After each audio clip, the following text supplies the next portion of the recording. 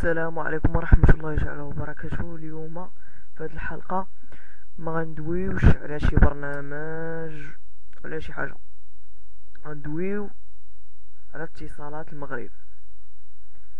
اتصالات المغرب هاد الايام فضيحة كبرى انها ما تتوفرش للمستخدمين ديالها والمشتركين شبكات اديسيل 4 ميجا، فقط 4 ميجا ما تتوفرهاش، ما وصلتها حتى 2 ميجا. وقالت لك دارت 4 جي شبكة 4 جي 3 جي ما تتكونش خفيفة، عاد 4 جي. وهاد الشركة نصابة الناس نظرا للوعي ديالهم خاصهم يديروا شكايات على الشركة، حيت يخلصوا فلوسهم 200 درهم تيخلصوها على 2 ميجا، وهي من اصل 4 ميجا تتاخد 2 ميجا. سرعة تحميل الناس اللي تيخدموا على المدونات داكشي في اليوتيوب الفيديو ديالهم متيكونش قليل. واش انا باغي نتفرج في فيديو فول اتش دي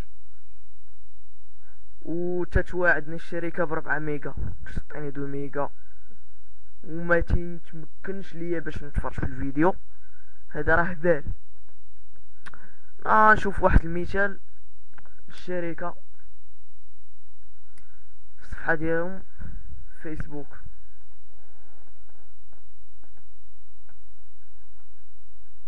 وعندها فيريفي في باج.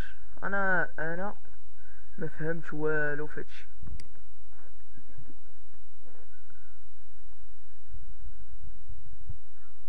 غنتابعو احد العروض ديالها نشوف. قالك 20 درهم تعطيك ساعة ونص بلوس 20 درهم ديال الصوت و100 اس ام اس و 3 جي 100 ميجا بلوس فيسبوك واتساب تويتر. راك غتحلم بها 100 ميجا تا ما واصلاش كاع 100 ميجا انترنت. هذا تخلف كبير، والناس تيخلصوا فلوسهم من جيبهم في الاخر تياخدوا 2 ميجا. هذا غير عادي. لذا باش تنضموا لينا نضموا لهاد الحملة ضد اتصالات المغرب اللي غيشاركوا فيها ناس كتير.